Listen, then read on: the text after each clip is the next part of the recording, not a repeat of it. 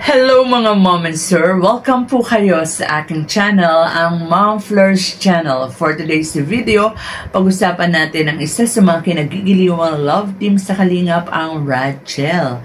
Ano po ba ang pag-uusapan natin sa Rachel? By the way, kamusta po ang mga Rachel supporters? Lalong-lalo na ang Team Hong Kong Rachel, Team Kalingap supporters. Ayan. So, Hong Kong team, shoutout sa inyong lahat at sa lahat ng mga supporters ng Rachel, sponsors, basta lahat-lahat ng mga ka-Rachel natin dyan. At siyempre, sa lahat ng mga love team, beneficiaries, lahat ng mga Kalingap Angels, lahat po ng mga Kalingap partners, lalo-lalo na po siyempre sa ating founder, Kalingap, lalo-lalo na po sa ating founder, Val Santos Matubang at Edna Vlogs. Of course, Kalingap Parabang, magaling na direktor at ang kanyang napakababait na may bahay, Jackie Tapia Matubang. So, ano po pag-uusapan natin? Pag-uusapan natin ang mga good news sa Rachel, especially itong katatapos na live selling nila sa Velvet Box. Very successful. Congratulations! Ayan. Bagamat hindi natin nakita yung inaabangan nating kiss ni Coach Ralph, okay lang yan. Para may pasuspense pa. Okay na yung hinalikan ni Coach Ralph si Angelica sa kamay. Kasi alam mo, ang paghalik daw sa noo at saka sa kamay ay tanda ng respeto ng isang lalaki sa kanyang nililiyag. Uy, nililiyag daw! And of course, bagamat dyan sa live selling ay wala silang nakasama all live na mga K-boys at mga K-angels, ramdam pa rin naman natin ang kanilang suporta dahil sa kanilang mga comments, no? Sa pangunguna yan ni Miss Jackie Tapia Matubang na nakaantabay doon sa YouTube, di ba? Nag-comment siya kaya nakita ni Angelica. Binati nga ni Angelica si Miss Jack na nagpapasalamat din ang mga Rachel supporters kasi nabanggit ng ang pangalan ni yung may-ari na Velvet Box, sorry nakalimutan ko, na nabanggit niya na si Miss Jackie Tapia Matubang, wow, kinumpleto ko ni Miss, ang name ni Miss Jack, na si Miss Jack pala ang nagsabi, no, ang nag-request na mag-live selling ang Rachel. So, maraming salamat, Miss Jack. And hindi naman tayo binigo ng Rachel, di ba? Lively naman ang kanilang, ang kanilang live selling. Talagang si Coach Ralph, napakagaling talagang magsalita nito. Coach Ralph, ano ba dati ka ba ahente? Ay, hindi, joke lang. Magaling lang naman talagang magsalita si Coach Ralph. Na, alam ko ikinatuwa yan ni Angelica. Kasi si Angelica medyo mahihain no? So, nagmamatch talaga tong mga batang ito. Isang madaldal, isang mahihain, And, of course, ramdam na ramdam natin ang presensya ni Mikoy. Dahil, natuwa nga ako dun sa isang comment niya, sabi niya, sana all may pa-PDA. Kasi naman to si Angelica may pahilig-hilig pa kay Coach Kunwari raw nairita, pero wag ka, kinikilig naman ako sa paghilig-hilig, paglambing-lambing ni Angelica kay Coach. May pagganyan-ganyan pa siya, may pahipo-hipo pa siya ng tenga ni Coach, di ba? Ang lambing na Angelica ngayon na, bakit ha? Anyway, si Coach dati na naman yan, dati na naman siyang malambing kay Angelica. So, isang sa Kalingap Angel na nakita natin, o hindi man nakita, kundi nabasa natin ang kanyang mga komento doon. And sinoutout din siya ni Angelica, si Marian. Diba? Supportive talaga yan si Marian. At lahat ng K-Angels, lahat ng K-Boys ay kaibigan ni Marian.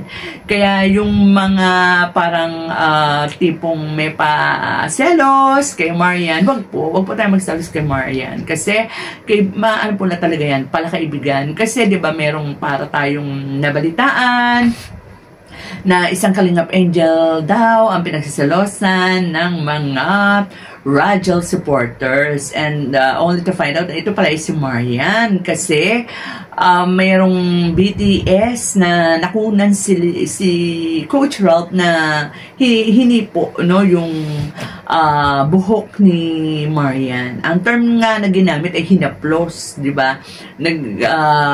Actually, nung birthday pa ni, ni Kalinga Prab, kaya lang parang napapag-usapan ngayon kasi merong nag-comment sa live di umano ni Coach Ralph na yung tungkol nga sa paghipo o paghaplos pa nga yung term na ginamit na supporter ng Rajal na hinaplos ni Marian ang buhok. Hinaplos ni Coach Ralph ang buhok ni Marian. Nung hindi ko pa napapanood yung video, akala ko magkatabi sila ni Coach at pag hinipong pag ganyan, 'di ba? Haplos kasi. Yung pala napanood ko, hindi man big deal, parang lang, saglit lang, parang ginanon lang, para sa akin parang way ng pagbati lang. Para sa akin hindi yun big deal, walang Para sa akin walang maling siya yun. And sabi nga, nagpaliwanag na si Coach Ralph dyan sa kanyang live na wag natin bigyan ng Malaysia yon. And naniniwala naman ako kay Coach Ralph. Kasi alam nyo kung merong something sa kanila ni Marian, hindi naman yan gagawin sa ganyang malaking okasyon, birthday yan Kalinga Prab. Alam mo nang kabi-kabila ang BTS niyan, di ba? Kung yung wala nga talagang Malaysia, nagkakaroon ng issue di ba? So, syempre, naman yan si Coach Ralph, nag-iisip naman yan. Siyempre, nasa alang-alang niya rin yung kanilang supporters ni Angelica. Lalo-lalo na yung mga sponsors na bukod kay Kalinga Parain, at saka kay Kalinga Tata, alam ko kay Coach din pinapadaan yung mga tulong sa kanyang best na si Angelica. Kaya siguro kung halimbawa man to na merong napupuso ang iba si Coach Ralph, hindi niya yan gagawin sa loob ng Kalingap. Magiging discreet yan, di ba? Sa palagay, tingnan nyo, kayo po tingnan ninyo. Di ba po? Haplos ba yan? Haplos, madalian lang, ganyan lang, di ba po? Sa akin para sa akin hindi yan big deal, di ba? Hindi tayo, mga ka-Rajal, hindi tayo dapat mag-alala, ayan. Parang lang siguro ang mga Rajal, mga naglalambing lang yan, or parang humihingi ng assurance kay Coach Ralph na si Angelica lang sana ang iyong one and only. Tandang-tanda ng mga Rajal supporters na yung sinabi ni Coach Ralph na andyan lang siya para kay Angelica. At si Angelica naman, tandang-tanda rin nila yung sinabi ni Angelica na ang akin ay akin. Talaga, Alam mo kasi maunawaan natin ng mga fans, lalo na yung mga fans ng Love Team. Talagang mas higit pa yung sila pa yung nagsiselos kaysa dun sa dalawang involved na mag-love team. So ganyan talaga, ganyang magmahal ang mga fans, ang mga supporters. 'Di ba? Ang selos daw kasi ay tanda ng pagmamahal. Kaya maswerte kayo, Rajel, nagseselos sa mga fans. Ibig sabihin, mahal na mahal kayo ng mga supporters ng Rajel. So, with that mga kalingap, mga ka-Rajel, hanggang dito na lang po muna ang ating kwentuhan.